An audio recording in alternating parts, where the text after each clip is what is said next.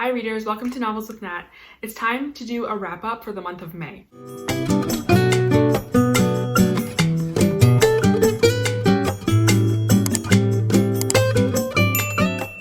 in the month of May, I read 8 books. Seems to be, I think, the same number that I read in April. So we're pretty much on average. I typically read somewhere in the range of 10, so I don't know what's going on. I've been reading a little bit less in the last few months, which is fine, but that's interesting.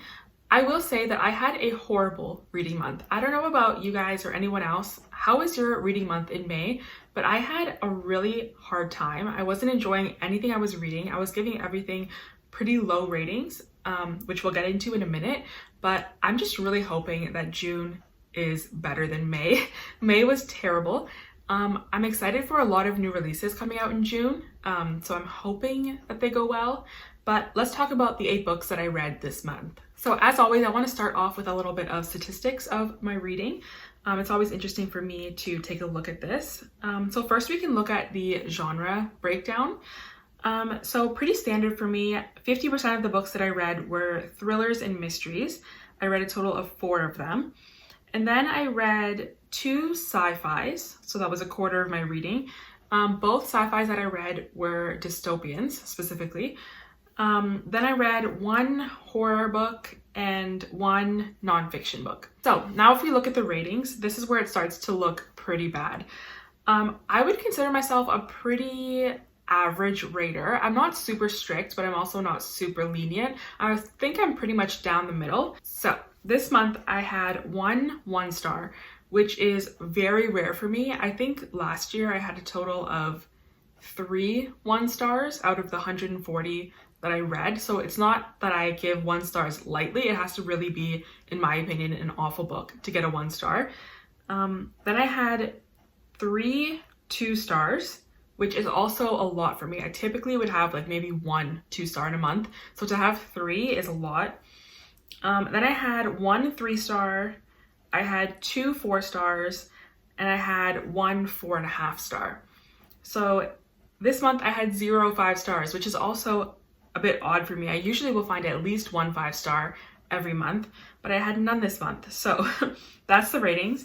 So those ratings equal out to an average rating of 2.81, which is, again, very low for me. My ratings are usually in the mid 3s, 3.5-ish for an average for the month. So 2.81 is very low. I do not want to see it that low again this year, hopefully. But that's what it is. And so let's get into the books and talk a little bit about them. So the first book that I read is one that I just completely picked up on a whim. I was looking around at the book section in Dollar Tree. They have a ton of good books. And I just saw this one thriller and it caught my eye. It was $1.50. So I picked it up and I was like, okay, it's worth it. It's worth the shot for $1.50. And that book was The Favor. It's by Nora Murphy. I've never heard of this author or any of their other books, but this was a 1-star book. It was definitely, I mean, for $1.50, fine, but I definitely would not go out of my way to buy this book or recommend it or read it. It just went absolutely nowhere. It's supposed to be a mystery or thriller, but there was no mystery element. It was more of just like a story of these 2 women's lives. There was no twist, there was no misdirection, there was no thrilling aspects of the book. Just overall, it was not a thriller, it's not a mystery, it's just a fiction book about 2 women's lives. Definitely would not recommend 1 star. I honestly should have DNF'd it, but I just felt like I don't know, something just told me to push through and I was wrong. I should have been a DNF, but that's my 1-star book. So now we'll get into the 2-star books that I read this month. The first one I read was The Tenant by Frida McFadden. I did do a dedicated reading vlog to this one. I'll link it down below. Go check it out if you want to hear more in detail thoughts. But this one was definitely one of my least favorite Frida McFaddens that I've read. I just found it to be so predictable and so obvious. Like, to me, the twist wasn't even really a twist. It was exactly what I was anticipating would be like the clear outcome, and then I was expecting there to be a twist on top of that, but there just wasn't. Yeah, I really didn't like it. I think she was trying to cash in on the sort of like the housemaid trope of like a couple who have another person come into the home and then weird things start happening. It's just like a relationship dynamic between the couple and this one outsider, and it just did not go well. I think the housemaid did it better. This one was just a miss. I don't think it was anything like the housemaid. Definitely, I wouldn't recommend it. That one was 2 stars. Okay, then the second 2-star book that I had this month was The Therapist by B.A. Paris. This one I found in a little free library. I have read, what's the other really popular book by this author? Behind Closed Doors. I read that one and it was okay. The premise of this one sounded interesting. I'm interested in like, you know, therapists and the kind of psychology behind psychological thrillers. To be honest, sitting here right now, I don't remember anything about this book and I read it like 3 weeks ago. So that should be telling enough. I think, if it's completely out of my mind within a matter of weeks or days, then it's definitely not a favorite or it doesn't stick in your mind. It was just an average, basic thriller. No crazy plot twist.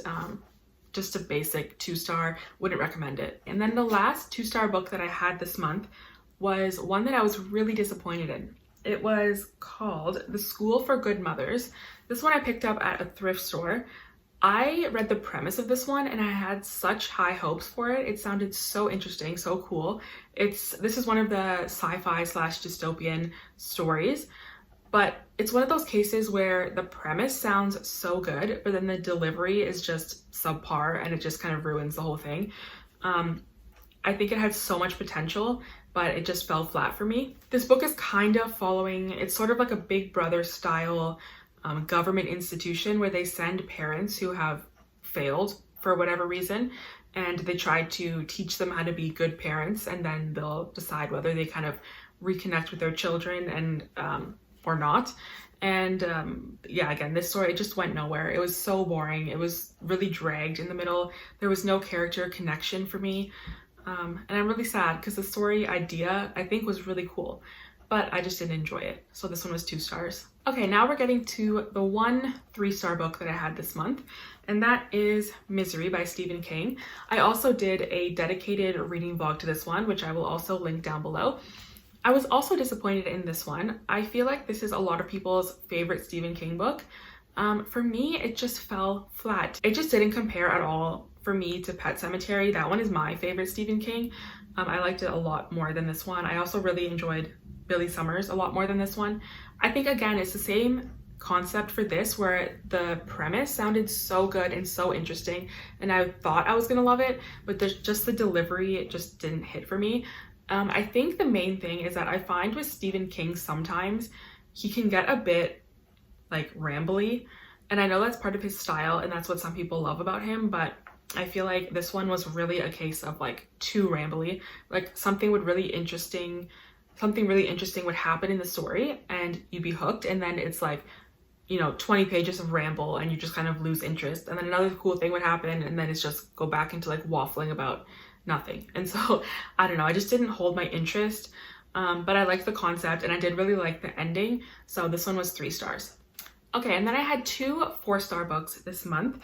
This one is a nonfiction. I got it from my public library, just covering the library sticker. This one is Blood. It's the Science, Medicine, and Mythology of Menstruation. So I've been reading more about like women's health and just healthcare, the healthcare industry in general. I had read one other book by this author, and so I decided to pick up another one. I enjoyed it. It was informative. I got out of it what I wanted to. Nothing crazy. So that's the 4-star. It was very long though. It was like about 450 pages, but like tiny print. So this one I did not just read kind of straight through. I worked my way through it slowly over about 2 or 3 months, and I finished it this month. So that was that one. It was informative. It was good. Okay, the next 4-star book that I had is The Hunger Games. I finally got around to reading this one. I had never read it before. This one I also filmed a reading vlog. It's not going to be up by the time I post this video, but look out for that one in the near future. It's going to be up very soon. I will let you know that I did give it 4 stars, but I'll save my thoughts for this one for the reading vlog. Check that video out in the coming days to hear my in-depth review. Okay, now we have one book left. This is my favorite book that I had this month. Really, it's the only book that I really loved, and that is The Return of Ellie Black.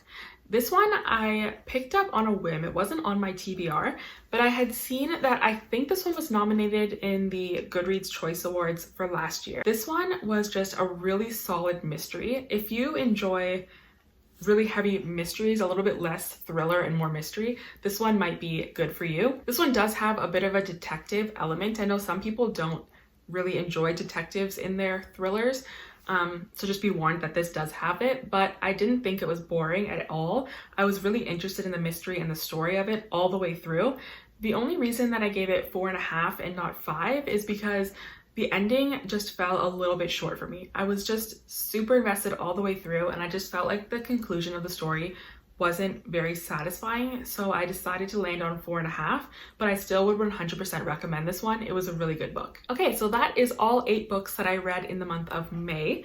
Let me know in the comments below what was your favorite book that you read in the month of May. I hope all of you had a better reading month in May than I did. I did not have a good month, but I really have my fingers crossed that June is going to be a lot better. I have a lot of new releases coming out in June that I'm very excited for. Same goes for July. So I think the next 2 months are going to be really good reading months, I'm hoping. They're not going to be great for reading my physical TBR because I'm going to really be focusing on new releases, but I feel like the summertime is just prime mystery and thriller new release season. So I'm definitely going to be focusing on that. Thank you so much for watching this video. It would mean a lot to me if you would like and subscribe, and look out for more videos from me coming very soon. Thank you. Bye.